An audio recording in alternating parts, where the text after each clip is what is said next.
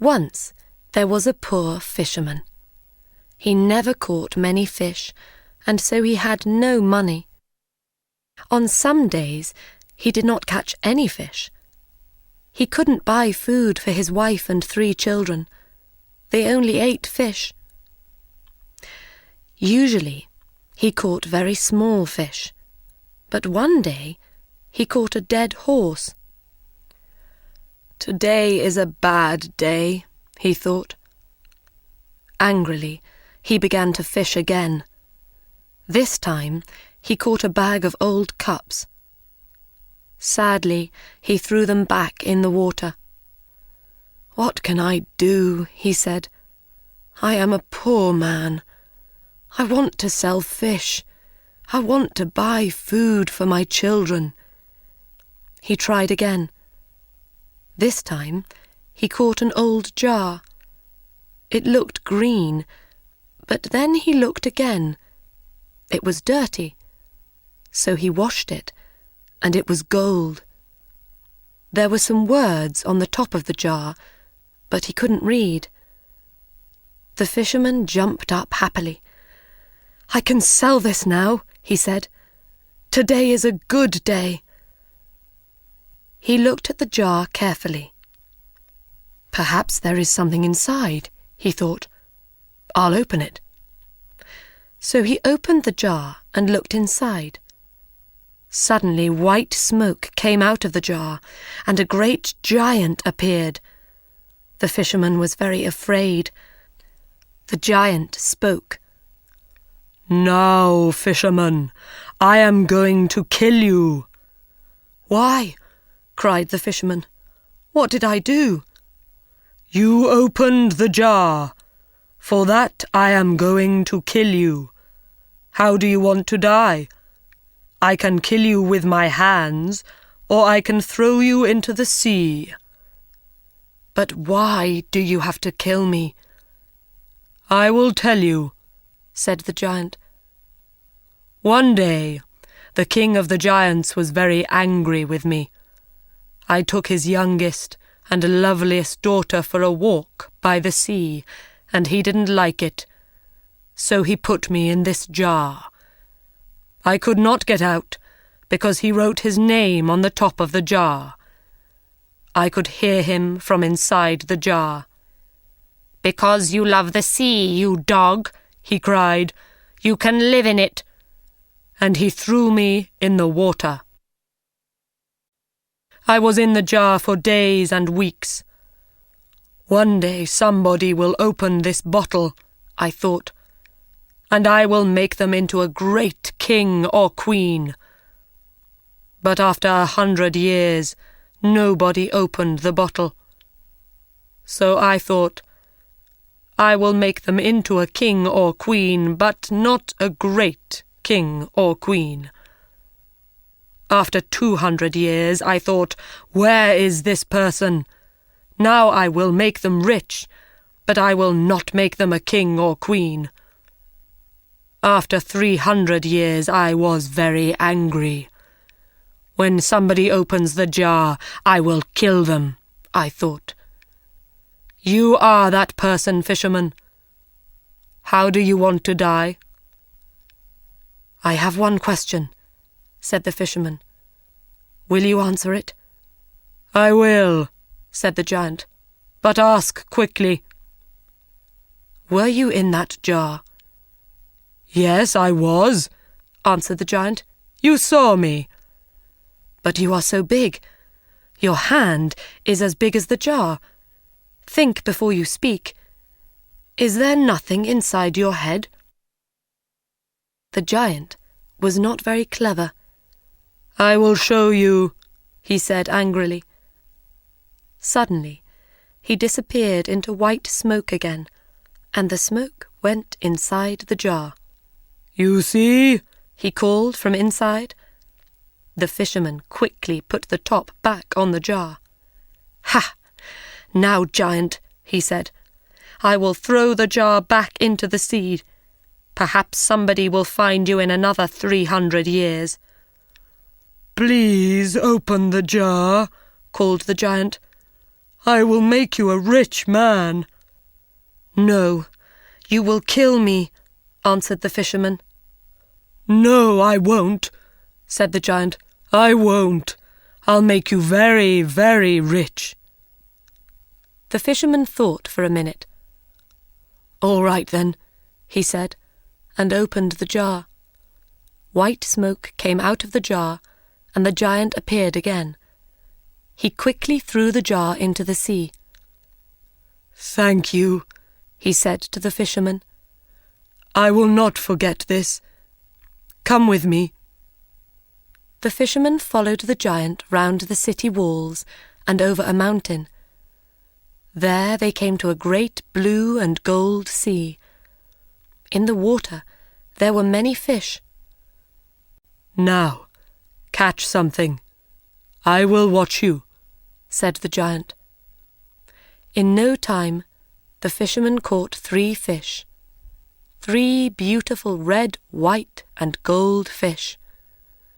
"Take these fish to your king," said the giant. "He will give you a lot of money for them." The giant disappeared, and blue and gold smoke went into the ground.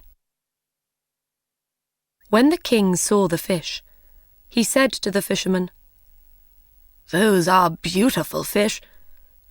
I will give you gold for them." Then he said to his servant, "Take these fish to the cook. We will eat them today." The fisherman took his gold home to his family. They ate a wonderful dinner of bread, meat, fruit, vegetables, and no fish. For the first time in their lives, they were not hungry. The king's cook put the fish over the fire. They started to cook. Suddenly, the smoke from the fire went blue and gold, and a strange woman appeared in the kitchen. She spoke to the fish. "Fish, fish, are you doing your work?" The fish did not answer. Then their heads went up, and they said, "We are, and we are happy." The strange woman pushed the fish into the fire. The smoke from the fire went blue and gold, and the woman disappeared into it. The king and his servant came into the kitchen. "I am waiting for the fish. Where are they?" he said to the cook. He saw that the fish were in the fire, and he could not eat them. The cook told him about the strange woman. The king wanted to see the woman, so he sent for the fisherman. "Bring me 3 more fish," he said. When the fisherman came back with 3 more fish, the king gave him more gold. The cook put the fish over the fire. This time, the smoke from the fire went red and gold, and a big man with red hair appeared. "Fish, fish, are you doing your work?" The fish answered, we are, and we are happy." And the same thing happened. The man pushed the fish into the fire and disappeared into the red and gold smoke.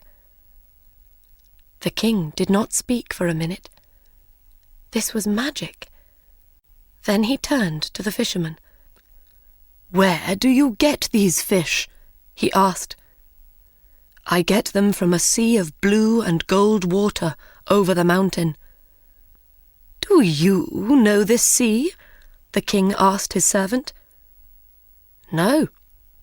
I often go across the mountain, but there is no blue and gold sea." "Will you take us there?" the king asked the fisherman. The king and his men followed the fisherman over the mountain to the sea of blue and gold, and there they saw the wonderful fish. The fish were jewels in the water. "Wait here," said the king. He took 2 men and went round the sea. There they came to a great house of red stone. All round the house were gardens of wonderful flowers. There was no answer at the door, but it was open, so the king went in. He saw many beautiful rooms, but no people. He came into a very large room with high windows. Somebody spoke. "When will I die? I don't want to live." The king saw a young man at the other end of the room. He was on the floor with a coat over his feet. "I know you are a king," said the young man, "but I cannot stand up." The king took away the coat and saw that his feet were fine white stone. "What is this?" cried the king. "Why do you have stone feet? Why do the fish talk? Why does a man with red hair appear from nowhere in my kitchen? What is happening? Tell me." "I will tell you," said the young man. "Please sit down and listen. There was once a great city in this place. My father was king of that city, and I was a prince. Then my father died, and I was the king. I married a beautiful woman. She was my queen, but she did not love me. She loved a servant. When I learnt about him, I wanted to kill that servant. We had a fight. I hurt him, but I didn't kill him. He could not use his legs. My wife was very angry. She can do magic, and she changed my feet to white stone. Then I could not use my legs. That was not the end of it. 3 mountains and a blue and gold sea appeared in place of the city. She changed the men and women of the city into fish. There is a little house of white stone in the garden of this house. The servant lives there. He cannot walk. My wife visits him every day." The king went into the garden and thought for some time. Then he went to the house of white stone. He found the servant inside and killed him. He put the servant under the bed and then climbed onto it. He pulled the servant's jacket over his face. Some time later, the queen came in.